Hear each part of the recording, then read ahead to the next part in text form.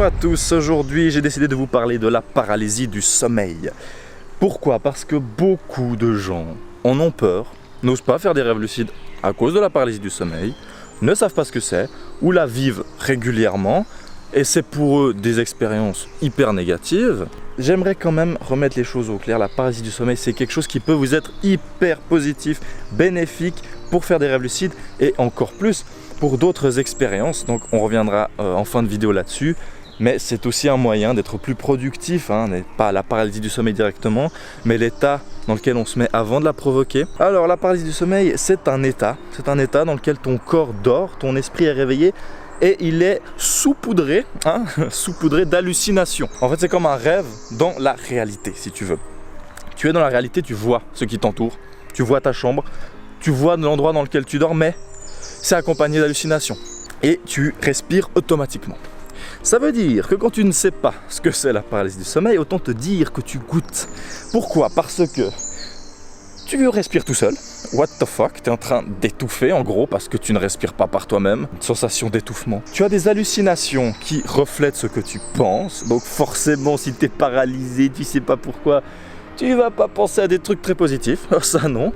Donc la plupart des gens vont penser à quelqu'un ou quelque chose d'oppressant. Donc on a souvent cette image qu'on retrouve dans des peintures même de la Renaissance d'une présence dans ta chambre qui te veut du mal, qui te veut beaucoup de mal. Mais en fait c'est juste que tu es en train d'halluciner de trucs négatifs parce que dans ta tête tu es en train de vivre une expérience négative. Mais laisse-moi te dire que la paralysie du sommeil n'a rien de quelque chose de négatif, c'est quelque chose de tout à fait naturel qui arrive à tout le monde. J'ai pas besoin de vouloir faire des rêves lucides pour que ça arrive. C'est provoqué par des changements d'habitude. Et justement, les gens qui apprennent à faire des rêves lucides sont amenés à changer leurs habitudes de sommeil et leurs habitudes de vie, etc. Et du coup, ça va aider à provoquer des paralysies du sommeil. Bref, il y a plein de choses qui font que vous pouvez faire des paralysies du sommeil, mais c'est en aucun cas quelque chose à éviter parce que c'est quelque chose qu'on va le voir est très utile pour faire des rêves lucides. C'est comme, en fait, voilà, on va dire ça, c'est un pont entre le rêve et la réalité. Vous êtes en train de rêver dans la vraie vie. Et vous allez rêver ce que vous pensez. Donc, si vous pensez négatif, vous rêverez négatif. Vous verrez négatif. Si vous pensez positif, c'est un mix des deux. Pourquoi? Parce que vous êtes quand même paralysé, vous êtes quand même en train d'étouffer, tout ça, mais vous avez quand même la possibilité de voir des choses positives. Et en fait, tu as des hallucinations autant auditives que visuelles, que le toucher, que l'odorat, etc. Et du coup, ça peut vite être quelque chose, quand tu ne sais pas ce que c'est, de très déstabilisant. Pourquoi? La paralysie du sommeil va vous être utile à faire des rêves lucides. Comme je vous l'ai dit, c'est un pont entre le rêve et la réalité. Ça veut dire que, entre guillemets, votre corps est déjà endormi et vous êtes déjà en train de rêver. Vous n'avez plus qu'à vous endormir en gardant cette conscience. Maintenant que vous savez ce que c'est qu'une paralysie du sommeil, je vais vous parler un peu des expériences que j'ai pu vivre avec ça et qui pourraient vous intéresser. La première, c'est la première fois où j'ai réussi à faire une paralysie du sommeil de façon positive. J'ai orienté mes hallucinations, j'ai orienté mes pensées plutôt vers quelque chose de positif et ça s'est traduit avec des hallucinations positives. Donc j'étais dans la paralysie du sommeil, mon corps tremblait, j'entendais des cris, des choses et d'un coup je me suis apaisé un peu, je me suis dit bon, tu sais ce que c'est, tu sais à quoi tu as affaire maintenant, essaye de te glisser dans un rêve lucide. Et gentiment, il y a une espèce de petite musique douce qui s'est installée donc dans ma tête. Et là, une espèce de forêt en fait, non, une forêt, clairement, a poussé dans ma chambre. Commençait à pousser, et je la voyais pousser, voilà, jusqu'à ce qu'elle recouvre totalement ma vision, et que je me retrouve dans un rêve lucide, dans cette forêt. Donc là, la transition était juste parfaite. Tu tombes dans la paralysie du sommeil, qui est assez facile à provoquer, tu hallucines du rêve que tu veux faire, donc une forêt qui pousse, et tu te retrouves même dans cette forêt et tu es déjà lucide. Donc tu peux profiter du rêve lucide dès le départ de l'endormissement. Voilà, deuxième expérience, une de mes expériences les plus négatives en paralysie du sommeil, parce qu'il y en a. Donc mon corps tremblait totalement, je ne pouvais pas respirer, il y avait des cris, mais des cris, vous pouvez même pas imaginer. Au loin, des cris de femmes, tu sais, des cris de femmes qui souffrent au loin. Il y avait des têtes de poupées, tu sais, ces poupées de l'Europe de l'Est, des poupées qui m'arrivaient dans la gueule en criant, en souriant. Il y avait des esprits, enfin vraiment, c'était le combo ultime, quoi, le combo ultime du film d'horreur. J'étais en train de me dire, mais waouh, là, pourquoi? Vous me voulez du mal, là. Là, Satan a pris possession de ma chambre, quoi. C'était hallucinant. Mais je savais déjà ce que c'était une paralysie du sommeil, donc je le vivais mal, mais en même temps j'étais plus en mode moi, qu'est-ce qui m'arrive, laissez-moi tranquille, tu vois. Enfin, mais c'était quand même flippant parce que t'as beau savoir ce que c'est la paralysie du sommeil, les poupées tu les vois, les esprits tu les vois, les cris tu les entends, ton corps tremble, t'as du vent dans la gueule, t'as beau savoir ce que c'est, t'as beau être préparé, c'est pas quelque chose que tu vis tous les jours. Ça reste une expérience flippante, que tu saches que c'est ou non. Mais pas flippante dans le mauvais sens du terme, où tu penses qu'il va t'arriver un truc de merde.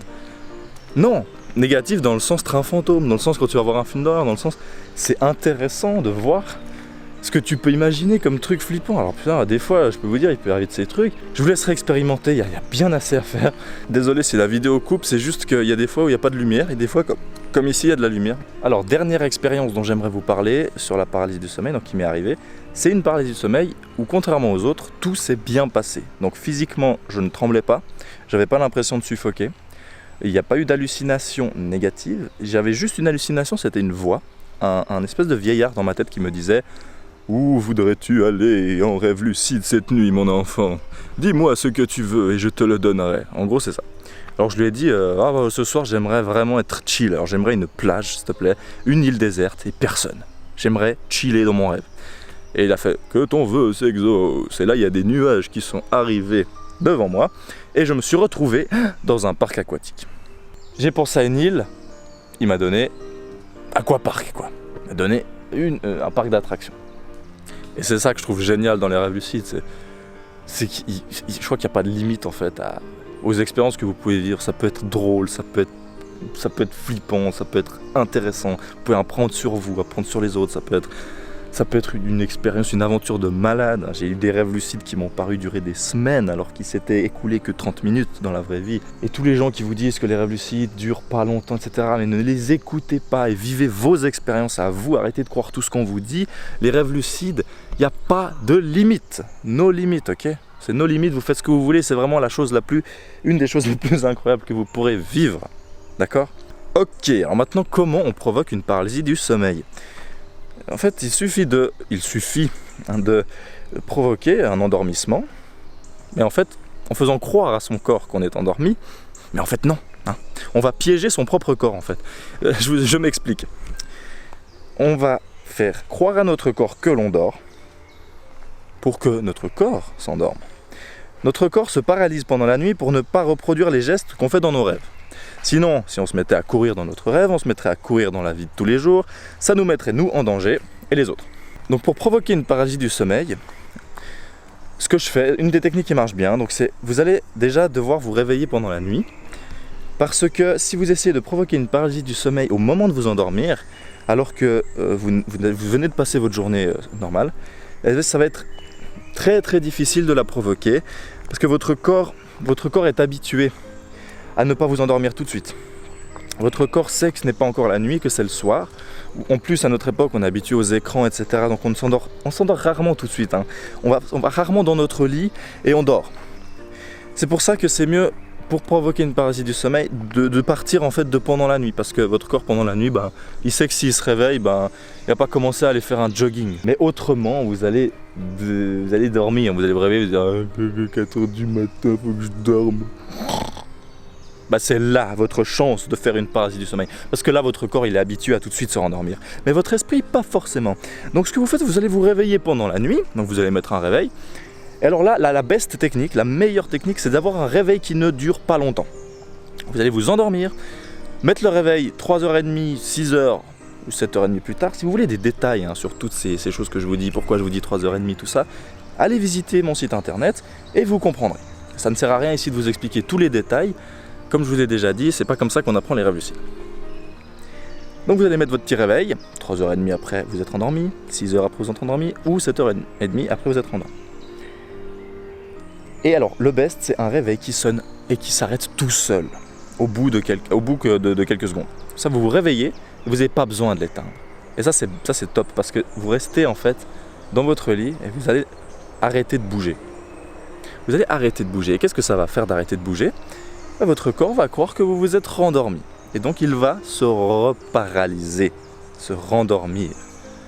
Et c'est là que vous allez vivre la paralysie du sommeil. Votre corps va s'endormir et vous allez le voir venir. Hein.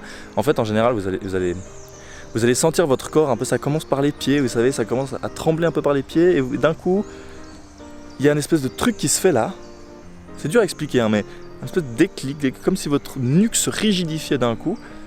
Et là, vous savez que vous êtes en paralysie du sommeil. Et là, c'est parti, vous avez des hallucinations, vous avez des trucs qui partent de partout, c'est open bar, c'est l'orgie cérébrale. Putain, il y a des gens qui me regardent bizarrement. Je fuis. Et une autre technique, donc c'est celle que j'utilise parce que je n'ai pas la chance d'avoir un réveil qui s'arrête tout seul, ou alors j'ai la flemme d'en acheter un. Avant de provoquer une paralysie du sommeil, je fais un wake back to bed. C'est une technique d'induction. Pour ceux qui ne savent pas ce que c'est une technique d'induction, allez sur le site internet, vous saurez tout, vous aurez la vérité sur le monde. Et du coup, je fais mon WBTB. Pour résumer très simplement, tu vas sortir de ton lit pendant un moment avant d'aller te rendormir pendant la nuit. Et là, je me mets dans mon lit et je commence à ne plus bouger. Je ne bouge plus. Et au bout de quelques minutes, de nouveau, mon corps va croire que je dors et la paralysie du sommeil va commencer.